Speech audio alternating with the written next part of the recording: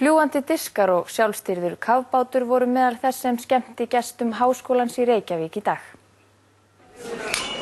HR-dagurinn var haldinn hátíðlegur í nýbyggingu Háskólans í Reykjavík við Nauthólsvík í dag.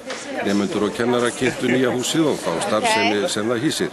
Meðal annars skemmtileg undur rafmagnsins sem getur látið hárin rísa á höfðum hans og sent á loft raunverulega fljúgandi diska.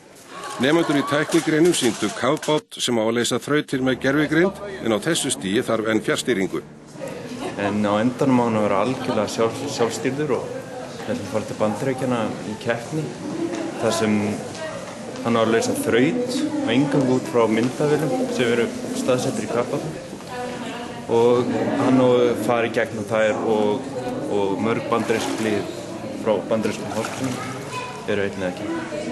Hann á sérst að gera þetta algjörlega sjálfvirkt? Já, við höfum bara að setja á start og þá höfum bara að fara í gang og myndavélarnar eiga bara að greina hvað hann að gera, bara með gervigreind.